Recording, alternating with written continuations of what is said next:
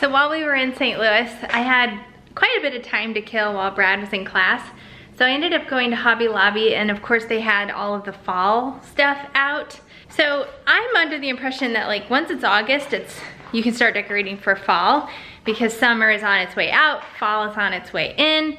I love to decorate for seasons, so I just like to get as much time out of it as I can when I do decorate. I also really love summer. I mean, I love all the seasons. I like having season changes, but I like fall the best because it's like the lead up to Christmas, which is my absolute favorite holiday. But when it's fall, like you still have all of this time to look forward to Christmas and still like decorate for each change. So I went to Hobby Lobby and I picked up a couple of things, like this pumpkin and this pumpkin here. This is gonna be my fall wreath. It is super cute. It's pretty simple, but I need a door hanger to put it up. The problem is, not that it's really a problem, our doors are extremely tall. We'll see if the light will allow me to. So like, I don't know how tall that door is, but it's not a standard height door. So the hangers that I have for wreaths are not gonna work. It's gonna be hanging like all the way at the top of the door. So I really need to get a longer hanger. And then additionally, I got this pillow that says thankful. I kind of went with more of a gray, black, white fall theme with splashes of orange. I got this pumpkin pillow, which I honestly, when I got it, I thought it was two pumpkin covers. I mean, two pillow covers. I thought this was one and this was another one, but it's front and back. So I have a pillow form coming that I ordered. And then I got this, which I thought went perfectly right there. And these things I haven't totally decided what I'm gonna do with, but they're just like the buffalo plaid leaves, and some are burlap, and I might hang them like underneath the mantle in a chain or something, I'm not really sure. And then lastly, this really cool thing, which I thought went perfectly with our house. And of course it lights up. Super cute. I need to like actually put batteries in it. Oh, and this basket here, which has turned into a toy basket. I planned on putting like blankets in there. I also went to the Container Store in St. Louis, which if you've never been, it's amazing, especially if you like organization. And I got some of these things because I thought they would be great in the pantry just to put things in buckets and like organize by category. I originally got this thing for the refrigerator for condiments, and then Brad thought that the condiments belong in the door. So I'm trying it out with just some random stuff in here. I definitely need more of these things. So I went on Amazon and I found some that were, I think, a little cheaper. There are 4 of them in a pack, and they're like 34 bucks or something. And they're the right width and length to fit a certain number of cans. So I thought that would be helpful. We have a lot of like spaghetti squash and canned stuff to have on hand just when we don't have anything for dinner. But it just, like, it couldn't have happened at a better time because this lower shelf is right at the place where the kids can get to it. It's eye level, it's really enticing. And now we have to leave this pantry door open for the cats. That's their room in there. So I need to even go further and maybe put things on this shelf. It could even be a toy shelf. I think we have enough room. You guys probably think I'm crazy for saying that because look how packed this is, but I need to reorganize and probably would have enough room to do toys or just things that they're not interested in grabbing on the bottom shelf. So it's coming along. I hated moving into this house and not having a plan for the pantry and just having to throw stuff in here as we came because it was just not a priority at the time to get the pantry perfect. And then while the kids are playing outside right now, I'm making some coconut shrimp. I don't know if it's really gonna taste very coconutty. I'm cooking it in coconut oil, so I'm hoping that transfers. And I just put some egg and some breading on it. And I left a couple of them unseasoned in case the kids don't like the breading on it. So we're gonna do some combination of that with salad or something for dinner. So I guess the only thing about the cats being home. Well, besides they kind of woke us up last night. Is having to leave this door open. So things like right on cue. All right, good job, kids. Oh yeah, good job. All right. What do you think, Rusty? Are they doing okay? Honey, is this on the to-do checklist thing? This was yesterday's. Already falling behind. I did Monday through Fridays. Hi! Like all on Friday. Last week. Is that a swim diaper? But this is a new week. I'm only one day behind. Happy. Good job, buddy. So the other part of the equation is he's sometimes wiping with this hand and then using the other hand to like hold himself against the window and creating a brand new handprint. Oh well. I kind of like handprints. And Junebug's wiping away bugs. Are there bugs? Bug. Bug. Yeah, I see it. Are you gonna clean it? Are you wiping him? Good job. Good job. Okay. We'll get it later. I think I have to vacuum that. So I got a lot of good feedback on these. I think I'm overwatering. I think that it would be considered yellow tips, which means overwatered. So I'm cutting it back to maybe 1 or 2 times a week. We'll see how that goes. This one over here though is doing fabulous with the same amount of water. So it's really baffling. I think this one looks great. Huh. And then we need to vacuum out here like once a week. I need to mow. And you need to mow. We have a mullet yard. I've been consistently mowing the front, however, letting it grow long in the back. Rachel so cleverly called it a mullet yard. It's a mullet yard. Hey guys, welcome outside. I don't know why my voice went that high. Let's go into Dadua. Let's go into Dadua? Barry, you have to pick that up. You can't litter. Dadua. No littering. So Rachel, I married her because she's so hilarious. That's why. That's the main reason.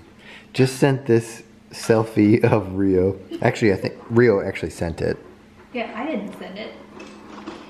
This is Rio. I stole my mom's phone. I don't know how much time I'll have before she finds me with it, so I'll be brief. I've only been allowed on the porch for 3 hours total. Iris only had treats I'm reading off the camera. It's hard. Iris only had treats twice this morning and once this evening. I can hear her stomach growling. We have to go through a small door to use the restroom in an isolated place, as if we're animals. SOS. If you don't hear from me again, I love you. Cat emoji, cat crying. Barb said, "Oh, Rio, we'll send a map back to our house." Does that sound like her voice? Totally, that sounds just like her. You can really see your belly bump. I know, I think it's the white. Yeah, totally. Or I just grew a lot. Or both. Yeah, I feel like I don't know how I could possibly get any bigger. Anyway, back to the cats. First night, we talked about it, didn't we? Yeah, we talked about it. They've been here for over 24 hours now. They seem really happy. Yeah. Iris is a little scared of the kids, but Rio's not. I don't know why she's so scared of them. It's not like they scream and run towards her. They're just so excited to see her. But they are really soft with them. Like, yeah. Bear especially is really soft. He practices on other stuff. Mm-hmm. And Linda was practicing too. Mm-hmm. Yeah, it's really sweet. Super cute. They're really excited. The babies are really excited to have them here. All right, enough about the stupid cats. Look at them. They're so happy. Oh. But Penny and Sparrow dropped their new album on Friday. We bought it on CD. We ordered it on vinyl. We don't even have a vinyl player. But the plan is to go to a concert and have them sign it. And we also have, oh shoot, the battery's dying. We say that every single vlog. Well, it dies a lot. We also have handwritten lyrics that Brad got me as a gift of my favorite Penny and Sparrow song, Brothers. we have that. So we're gonna put that in a shadow box, put the vinyl next to it, and then we have a couple of pictures, three pictures of us with Penny and Sparrow. Andy and Kyle are the singers and guitar players. So we're gonna put them all in like a collage. We sound ridiculous. Yeah, super fans. Alexa, play the album Finch by Penny and Sparrow. Finch by Penny and Sparrow on Amazon Music. We'll leave a link below. Before we go, what's your favorite song on the album? Eloise. Eloise. What's your favorite song? It's kind of a tie between Stockholm and Eloise. Really? Yeah. I kind of want to hear from our subscribers. What's your favorite song? Also, what do you think of the song Long Gone? Oh, are you asking what their favorite song is in general? No, what's your favorite Penny and Sparrow song? You don't get to pick just any song. It has to be by Penny and Sparrow. And I kind of want to hear your opinion on Long Gone, because it's like an 80s love song. Like, reminds me of Lionel Richie, which I dig it, but it took me a little while to really like it. All right, have a good one. So I want to thank Bloomlife for sponsoring today's video. They're a company that's striving to improve the health of moms and babies, and they have invented a device, and it's super exciting. I wish I had this with the twins, and I wish I had it sooner in this pregnancy. Although it's designed to be used for the last 6 to 8 weeks of pregnancy, and what it is a device that can monitor contractions. It also picks up Braxton Hicks, and it doesn't really differentiate between the two, but any contractions that you're having in your uterus, it monitors on an app on your phone. So this is the world's first clinically validated wearable pregnancy monitoring device. And it gives pregnant women personalized information sent straight to an app on your phone that it keeps track of and you can monitor. So it really empowers you in your pregnancy. We as pregnant women are told to monitor our contractions in our 3rd trimester and pay attention to the timing of them, how far apart they are, how long they're lasting.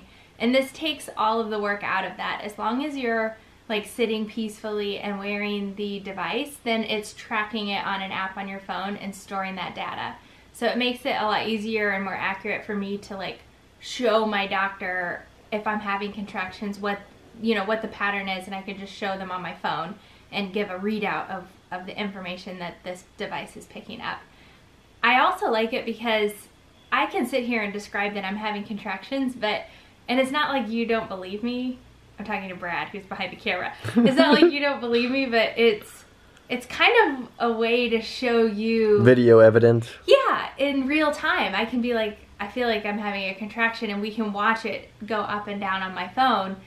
And some of the contractions it's picking up I'm not even feeling. So it's really sensitive to that too. Some women don't even know they're having contractions in early labor. So it's really neat. And the company, as like a long-term goal, is hoping to collect a lot of data to help just gain information about why we go into preterm labor sometimes, and use all of this data that's collected to help improve healthcare in terms of pregnancy. So I don't know, do you feel like it's cool to see my contractions? It'd only be scary if you were like actually going into labor. But no, it's really cool to like look at the app and see like where they spike and be like, oh yeah, she did have a contraction. She's not lying. So being somebody that's really into technology and things like this is really up my alley. I'm super excited to be using it for the last part of my pregnancy, and it's really simple how it works. There's basically 3 components. There's the sensor, and that clicks into a patch, and you get several patches when you order the Bloomlife device, and they send you more if needed, but you can reuse the same patch like 3 or 4 times before it loses its stickiness. And so you click the sensor into the patch once it's charged, and then you put the patch on 3 finger widths below your belly button, and then it sends it to the app on your phone that's free. It's really easy to download and has a ton of information and saves all of the information that it gets. So it's super easy to use. Every 3 or 4 times you use it, you take it out of the adhesive patch, charge it, and then replace it with a new patch. So I'm really excited to be using it. I like to use it for about an hour at a time, at least an hour, so that it has enough information to look at the pattern of your contractions. So usually, like when the kids go to bed, I sit in bed with the monitor on and read or something, and then I can look at what it detected during that time frame. So check out the link in the description box below if you want to order Bloomlife.